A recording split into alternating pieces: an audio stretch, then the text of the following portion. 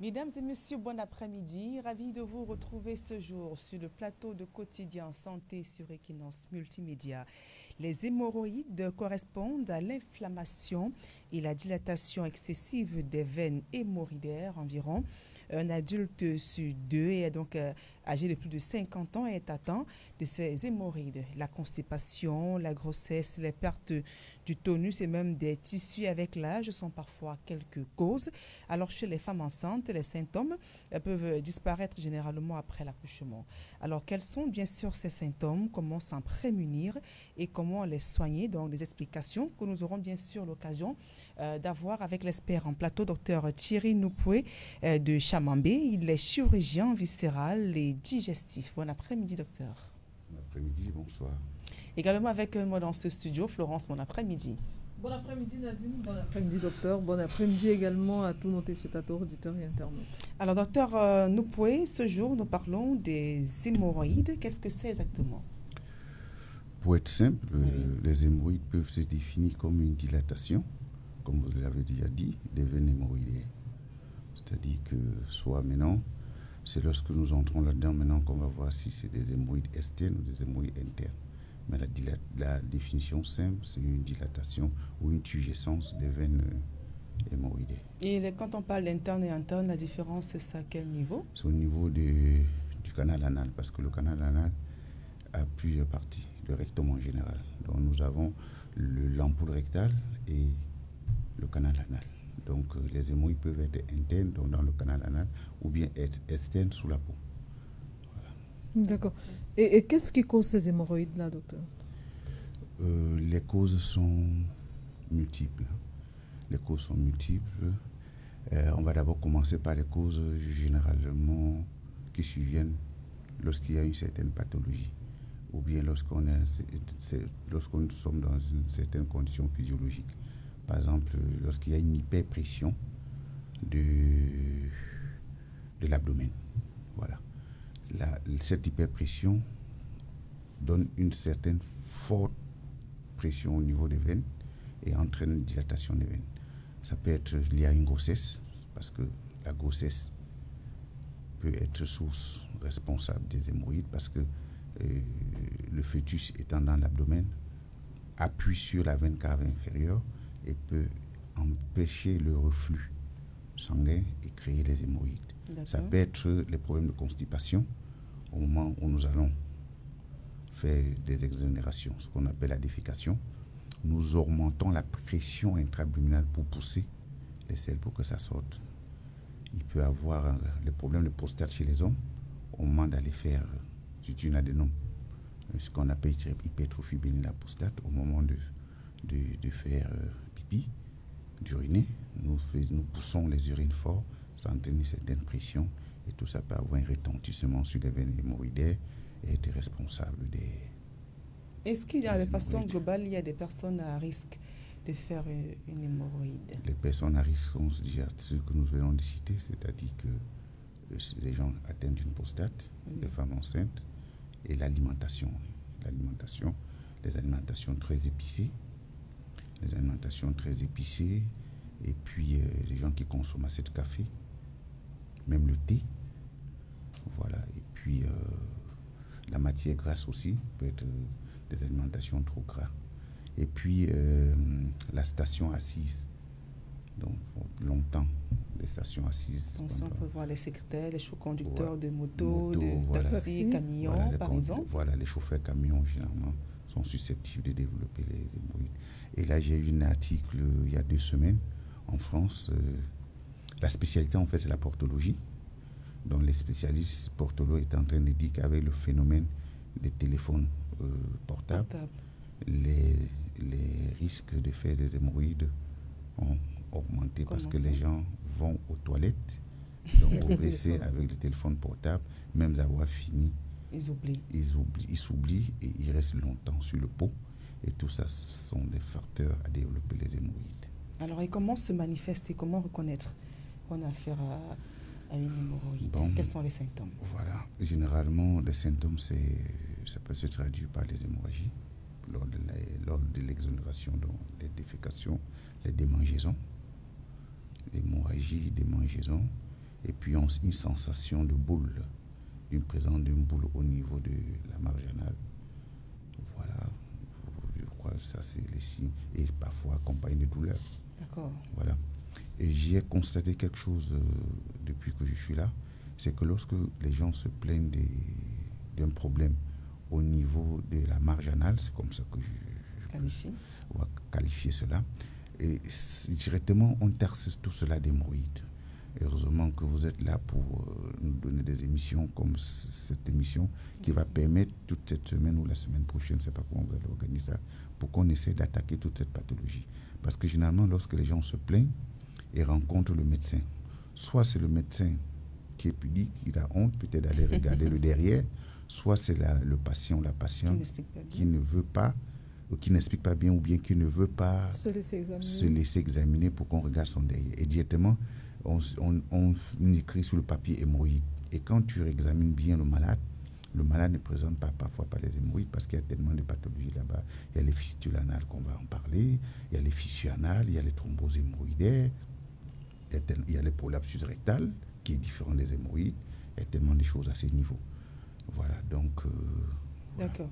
On retient que c'est très douloureux parce qu'on a souvent des témoignages des personnes qui souffrent d'hémorroïdes, se plaignent des douleurs intenses. Non, là, je vais apporter un petit bémol. Oui. Les hémorroïdes, normalement, classiques, ne font pas mal. Ça saigne lorsqu'on va au sel et ça entraîne des prurites et un malaise lorsqu'on s'assoit. La douleur, généralement, qui est intense, c'est dans les fissures anales que nous allons attaquer ici prochainement. On va permettre, bien sûr, aux auditeurs et téléspectateurs de participer avec nous. Florence, les codes d'accès. Oui, Nadine, les codes d'accès sont le 670 54 70 49, le 656 62 22 22. Bien vouloir vous éloigner de votre poste récepteur, on ne le dira jamais assez. Soit vous éteignez, vous baissez totalement le volume, soit vous vous éloignez. Vous n'avez pas besoin de vous entendre quand vous émettez votre appel. Cela, c'est pour votre bien, pour être bien entendu et que le médecin puisse également bien répondre à votre question. Maintenant, docteur, comment évolue la maladie hémorroïdaire? Voilà, la maladie hémorroïdaire évolue en plusieurs stades. Nous avons le premier stade, qui est le stade 1, qui peut être une anite simple, donc une rougeur, une inflammation. Le stade 2, c'est une extérioration de la muqueuse, donc une exposition de ces hémorroïdes, mais par le mouvement réflexe, de l'anus, les hémorroïdes rentrent. Un peu comme lorsque vous voyez l'anus du coq ou de la poule, il y a un mouvement réflexe. Ce mouvement réflexe permet aux hémorroïdes de rentrer de telle sorte que lorsque vous regardez la marge anale, elle est propre. Il n'y a aucun problème. Maintenant, le troisième stade, lorsque ça sort, elle ne rentre plus, on est obligé de repousser avec la main pour que les hémorroïdes rentrent. Et le quatrième stade, lorsque ça sort, même lorsqu'on pousse avec la main, voilà, je préfère expliquer simplement comme ça pour que tout le monde comprenne. Donc, le premier stade, c'est une anite simple, une inflammation simple. Le deuxième stade, ça sort, ça rentre seul. Là, le traitement médical, ça marche. D'accord, on va permettre, si maintenant, vous voulez bien, lorsque docteur, nous avons atteint le troisième et le quatrième stade, là, il faut être chirurgical. D'accord, on reviendra bien sûr sur la prise en charge, docteur, le temps de prendre le téléspectateur ou auditeur en ligne. Allô? Oui, bon. Bonjour monsieur, votre nom et vous nous appelez d'où s'il vous plaît? C'est monsieur de Bénédine. Oui. Oui, allez-y, posez votre question. Oui, j'aimerais savoir si la poids est aussi un contributeur pour les hémorroïdes. D'accord, l'utilisation de la poids. D'accord, docteur. Oui, la poids peut être un facteur. D'accord. La poids peut être un facteur parce que la marge anale n'est pas faite pour recevoir quelque chose dans le sens contraire. C'est fait pour partir, parce que là, lorsque nous utilisons la poids dans le sens rétrograde. De l'extérieur vers l'intérieur. De l'extérieur vers l'intérieur, alors que les selles, eux, ils viennent de l'intérieur vers l'extérieur. Oui. Donc tout ça, ça crée un certain conflit au niveau de la marge anale qui peut être susceptible de créer des hémorroïdes. C'est important de le préciser parce qu'on comprend également que les personnes qui pratiquent le sexe par la voie anale également sont susceptibles de développer une maladie hémorroïdaire. Très bien. Effectivement. D'accord. On va donc poursuivre bien sûr. Et tout à l'heure, vous avez évoqué l'auditeur en ligne. Allô? Allô? Bonjour. Bonjour monsieur, votre nom et vous nous appelez d'où s'il vous plaît? JP Martinez depuis le quartier nous aidons à Douala. Oui, JP, allez-y, posez votre question. Je voudrais savoir la différence entre les hémorroïdes internes et externes. D'accord, c'est vrai que le ma médecin... question, ma D'accord, question. merci d'avoir appelé. C'est vrai que le docteur l'a évoqué en début d'émission, mais on peut quand même revenir pour lui qui nous prend l'instant. La différence entre les hémorroïdes internes et externes, c'est un problème anatomique. C'est-à-dire que les hémorroïdes internes se retrouvent au-dessus de la ligne. Je sais pas, on ne peut pas entrer dans l'anatomie ici pour vous dire ça. Elles ne se voient pas. Les hémorroïdes internes ne se voient pas, alors que les hémorroïdes externes se voient. Je préfère définir comme ça pour que les gens puissent comprendre. Les hémorroïdes internes ne peuvent se voir que lorsque vous allez faire une exonération, c'est-à-dire lorsque vous allez à la selle, vous poussez, là ça peut sortir. Mais les hémorroïdes externes sont constamment là et ça se voit externe comme nous l'avons utilisé. Ils sont nombreux en ligne, Florence. D'accord, un autre auditeur, allô? Et alors, madame? Oui, bonjour, monsieur. Votre nom et vous nous appelez d'où, s'il vous plaît? Oui, j'appelle depuis l'hôpital général Charles Déby. D'accord. Oui, allez-y, posez votre question. Oui, généralement, je voudrais savoir, à notre temps, étant tout petit, il y avait, nous, on connaissait ce qu'on appelle l'hémorroïde. Mais quand ça sortait, comme le docteur a dit, on poussait plutôt avant la faire de tarot pour que ça puisse glisser entrer. Et il fallait que ça touche la terre, soit le sable. Est-ce que c'était possible, monsieur le docteur? Pratique de grand-mère. Ok, ça c'est la pratique de grand-mère. Ça, ce n'était pas les hémorroïdes. Oui. C'était un prolapsus rectal généralement fréquent en Afrique chez les enfants dénutris. Parce que c'est un problème d'hypoprotéidémie. Oui. Et généralement, on soigne ça en donnant des vitamines, la vitamine D, et fait demander aux enfants d'avoir une alimentation hyperprotéinée. Mais là, c'est le prolapsus rectal. C'est assez fréquent. Ce n'est pas les hémorroïdes. Ce que nos grands-mères essaient de faire entrer avec la feuille de tarot et tout ça, surtout pour nous qui avons grandi au village, on sait comment ça se passe. Effectivement. D'accord. Un autre auditeur. Allô? Allô? Bon. Bonjour, monsieur. Votre nom et vous nous appelez d'où, s'il vous plaît? Depuis Douala. Oui, allez-y, posez votre question maintenant. Oui, il y a des fois, je reste tout ce que je mange, je tente seulement de se consulter. Et à un moment, même si j'aime manger les fruits, et quand je suis dans la maison, je suis consulté, je fais les selles parfois, l'incestin sort parfois, je sens seulement la petite au défaut de on a du mal à vous entendre. Vous pouvez répéter votre question? Je dis, quand il y a des moments où je mange, je suis toujours consulté, quel qu'en soit ce que je mange. D'accord. Quand je veux me mettre en l'aise, soit la nuit, soit parfois ça me met la blessure autour de la nuit. Les blessures. Okay. D'accord, oui, docteur. Voilà, généralement, les gens qui sont très constipés, nous avons ce que nous appelons en pathologie le dolichocolon. Le dolichocolon, c'est des gens qui ont une tube, un gros intestin très long. Normalement, la longueur physiologique d'un gros intestin mesure entre 1,5 et 1,70 cm. Mais vous avez des gens, moi j'ai opéré une dame ici qui avait presque 2,70 m.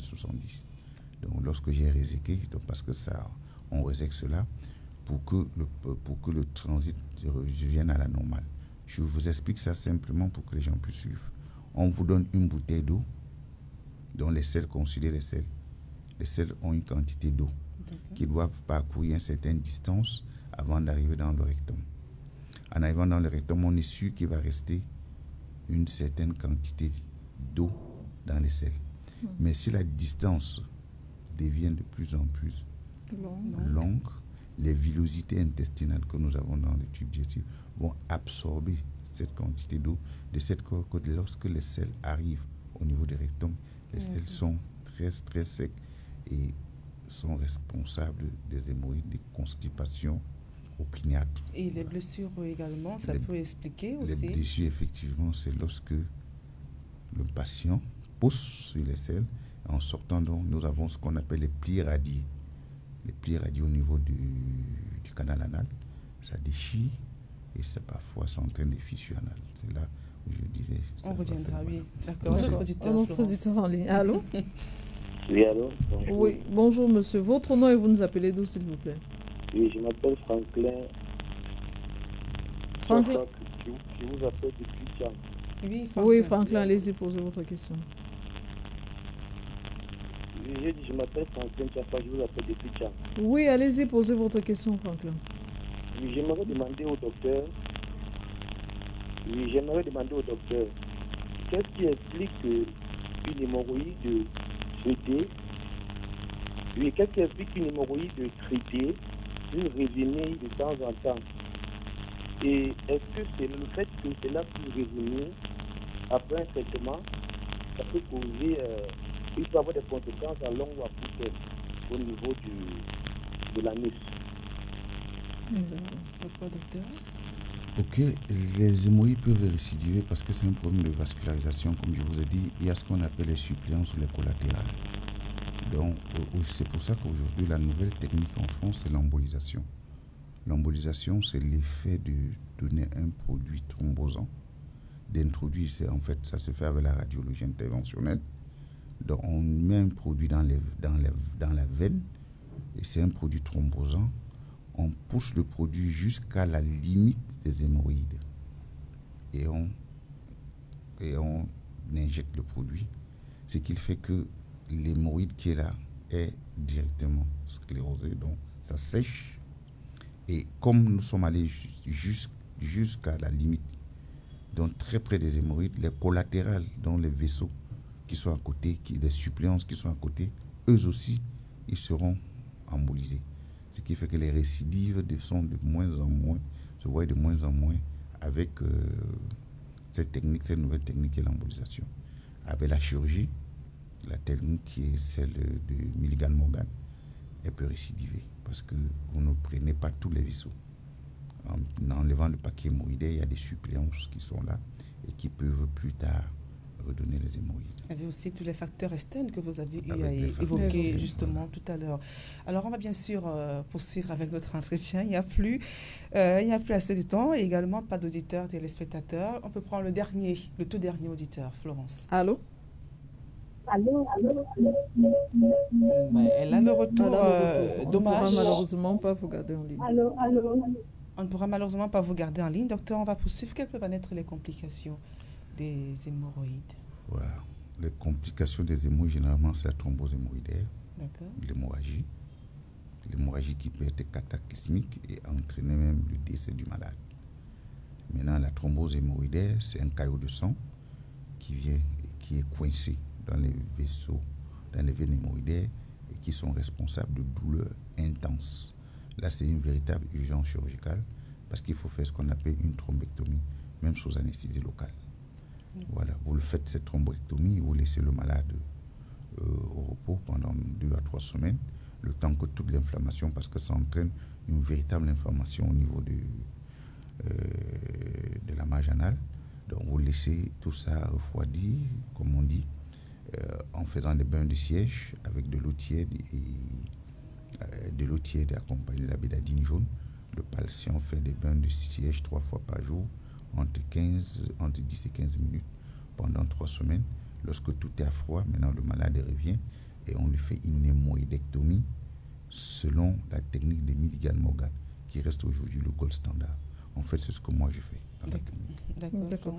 Mais docteur, est-ce que les symptômes qu'on a décrits tout à l'heure suffisent aux patients pour poursuivre le diagnostic ou alors il y a des examens préalables à faire? Généralement, le diagnostic est clinique. Voilà, donc le malade peut, comme je vous ai dit, en fonction des différents stades, le malade peut connaître lui-même à quel stade il se trouve.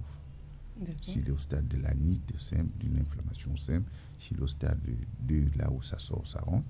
S'il est au stade 3, là où ça sort, on repousse avec la main ou avec le doigt, ça rentre. Là où il est au stade 4, ça sort, on pousse avec la main, ça ne rentre plus. C'est les différents stades des 4. Mais généralement, ce qu'on prend chirurgicalement, c'est le stade 3 et le stade 4. D'accord, on va bientôt sortir de l'émission. Alors, quelles sont les mesures de prévention? Nous allons commencer par les mesures hygiéno-diététiques et l'alimentation. Voilà, il faut suivre son alimentation, il faut avoir une alimentation riche en fibres, donc avec beaucoup de légumes, voilà. Éviter le café, le thé, éviter les positions assises pendant longtemps, avoir évité l'alimentation qui peut vous entraîner la constipation. Voilà, et puis voilà, éviter certains... Voilà. On a compris, on a bien vu le mouvement et le geste. Merci, docteur Thierry Noupoué, d'être venu cet après-midi, chirurgien viscéral et digestif. Voilà, moi je suis installé à Bonapriso, à Bali. Bali, Trauma Center. Voilà, Trauma Center. Je réponds au 699 00 33 56. Voilà, comme là tout à l'heure, j'ai eu 2 consultations effectivement concernant les hémorroïdes. Et demain, j'ai une hémorroïdectomie à faire. C'est un jeune patient de 27 ans.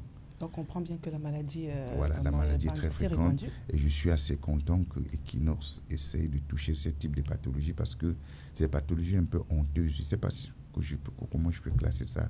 Ou c'est honteuse, ou c'est comment les gens n'aiment pas trop en parler. Oui, les gens souvent ça. L'intimité. Voilà, les intimités, les gens gardent et tout. Et ce qui fait que généralement, quand ils vont chez le médecin, c'est lui qui dit au médecin que docteur, j'ai les hémorroïdes.